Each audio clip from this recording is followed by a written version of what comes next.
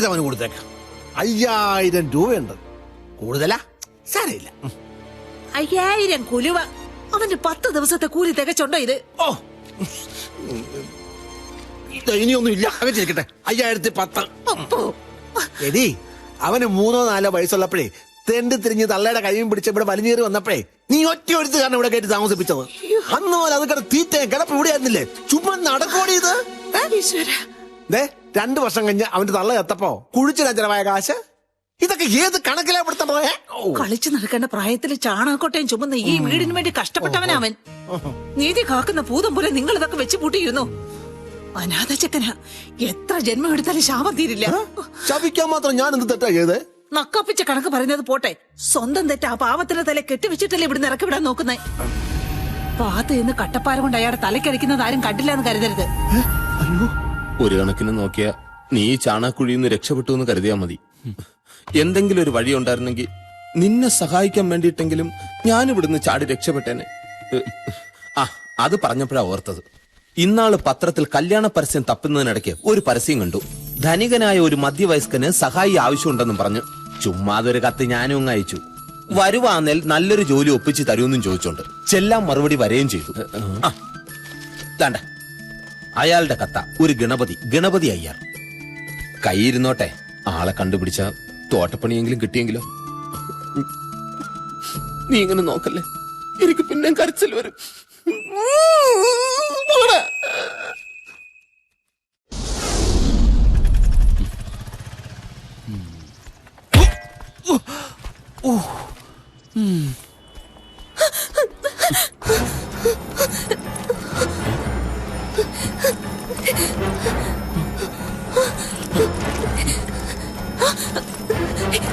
Please എന്നെ രക്ഷിക്കണം. ഇത് തട്ടിയെടുക്കാൻ വേണ്ടിട്ട് കുറെ പേര് എന്റെ പിന്നാലെ വരുന്നുണ്ട്. സോ പ്ലീസ് ഒരു മിനിറ്റ് വെച്ചാൽ മതി. പിടിച്ചു പറിക്കാൻ പോയി കഴിഞ്ഞ് ഞാൻ വന്ന് വാങ്ങിച്ചോളാം. Okay?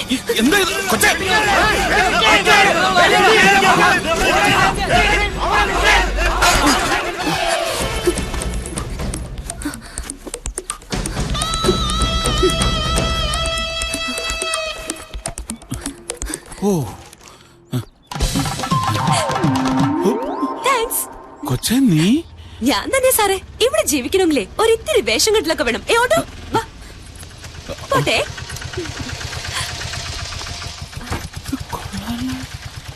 By. See you. Bye.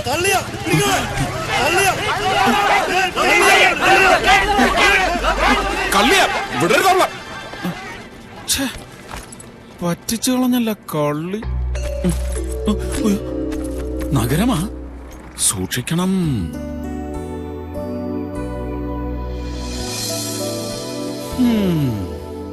ഇത് വീടൊന്നുമല്ല, കൊട്ടാരം. ആരാ? ഞാനോ? ആ, ഇവിടുത്തെ സാറ് കത്തയച്ചിട്ട് വന്നതാ. നമസ്കാരം. കത്തവിടെ? കത്തിനായിരുന്നു.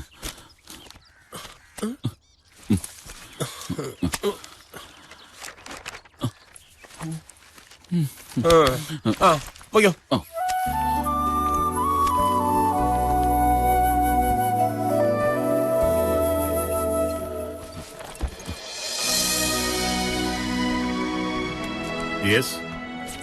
വരാൻ പറഞ്ഞ് കത്തയച്ചിരുന്നു.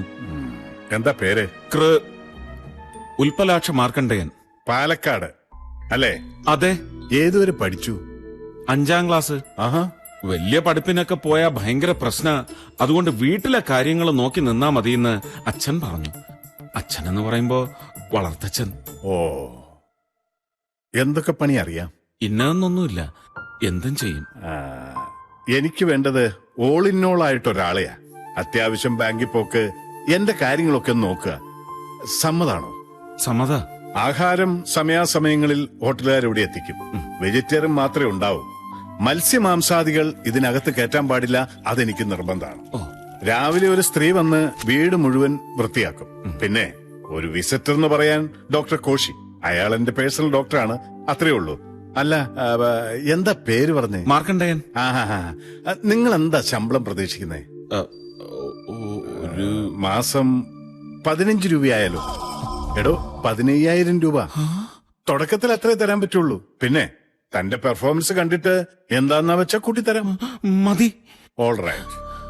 ആ, കിടപ്പ് ഉറക്കമൊക്കെ മോളത്തെ മുറിയില്. എ സി കേടായി കിടക്കുക. 2 ദിവസത്തിനോട് നന്നാക്കി തരാം. പിന്നെ എ സി ശരിയായി വന്നാൽ ജനലിന്റെ കുറ്റിയൊന്നും ഇടാൻ മറക്കരുത്. അതെനിക്കറിയാം. എ സി ഇട്ട് വാതിലും ജനലും തുറന്നിട്ടാ തണുത്ത് വിറങ്ങല് ചാള് പടിയായി പോവും. അതെനിക്കറിയാം. ഉള്ള സൗകര്യത്തിലൊക്കെ അഡ്ജസ്റ്റ് ചെയ്തോണം. എന്താ പിന്നെ ഇപ്പൊ തന്നെ ചാർജ് എടുത്തു. എടോ ഇപ്പൊ തന്നെ പണി തുടങ്ങിക്കോളാൻ.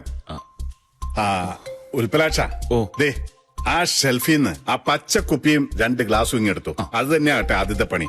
ചെല ആ പച്ചക്കുപ്പി ആ താഴെ ഇരിക്കണത്. ആ.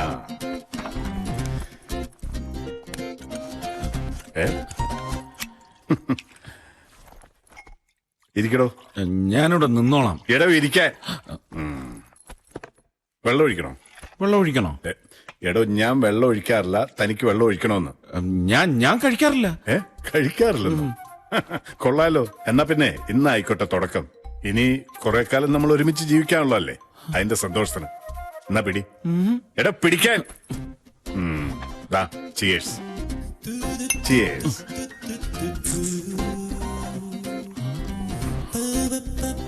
ഞാൻ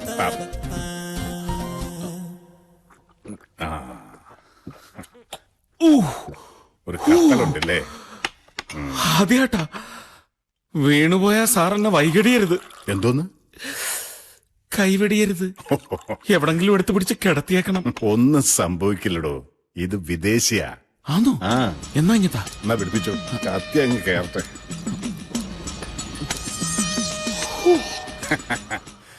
ഇപ്പൊ എങ്ങനെയുണ്ട്? വിദേശി അടിപൊളിയാ. അതാണ് ഇവന്റെ ഒരു മെച്ചം. മൊത്തത്തിലൊരു ഉന്മേഷ. ടെൻഷനെല്ലാം അങ്ങ് പോവും, മനസ്സിലുള്ളതെല്ലാം പുറത്തേക്ക് വരും. എന്താ ശരിയല്ലേ? ഉള്ളത് മനസ്സിനുള്ളിൽ എന്തൊക്കെയോ പുറത്തേക്ക് വരുന്നത് പോലെ. അതിനി വാള് വെക്കാനാണോ? ഏയ്, തൊട്ട് വെക്കാൻ എന്തെങ്കിലും ഉണ്ടായിരുന്നെങ്കിൽ. ഉണ്ടല്ലോ. എന്തോന്ന്? എന്റെ കയ്യിലുണ്ട്. പൽപ്പൊടി. ഒരു പുകച്ചിൽ കിട്ടും. ലേശേ ഉള്ളു. സാർ തൊട്ടോ, ഞാൻ വേറെ വാങ്ങിച്ചോളാം. എനിക്കൊന്നും വേണ്ട. വേണ്ടെങ്കി വേണ്ട. സാറിന്റെ കപ്പാസിറ്റി എങ്ങനെ? ചെറിയ ഒരു ഫിറ്റ് ഉണ്ട് ഗണപതി സാറിന്. സാരമില്ല, ഞാൻ ഒരെണ്ണം കൂടി തരാം. അതുകൊണ്ടങ്ങ് കിണ്ടി ആക്കിക്കോണം. പിന്നെ ഒരു തുള്ളി ഞാൻ തരത്തില്ല. വലിച്ചു, ഒറ്റ വലിക്കങ്ങ് വലിച്ചു. എനിക്ക് അതിശയ, ഒറ്റയ്ക്ക് ഇത്രയും വലിയ ഭാർഗവി നിലയം പോലത്തെ കൊട്ടാരത്തിൽ പേടിയാവില്ലേ സാറിന്? എന്നാ ഇനി പേടിക്കണ്ട, ഞാനുണ്ട്. മാടനും മറുതെ യക്ഷിയൊന്നും എന്നോട് കളിക്കത്തില്ല. എന്നോട് കളി.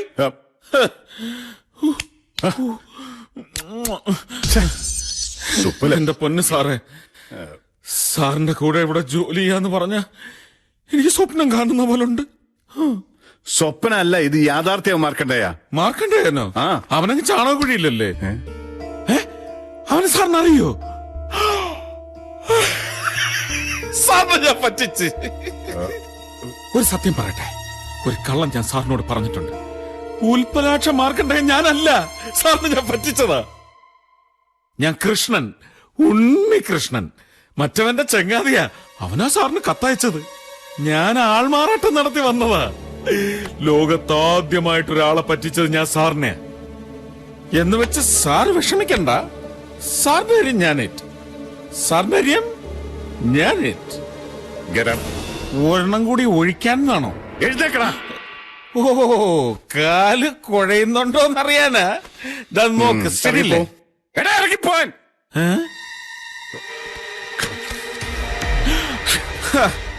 കളിത്തോക്ക് കാണിച്ച് തമാസാക്കല്ലേ?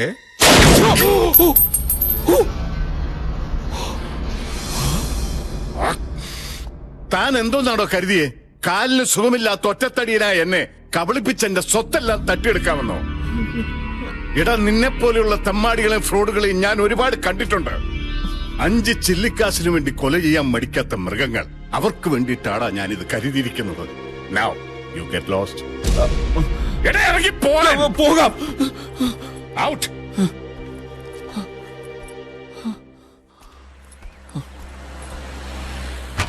ഒന്ന് നിന്നേ. 137-ാമത്തെ ആളാ താൻ. ഔട്ട്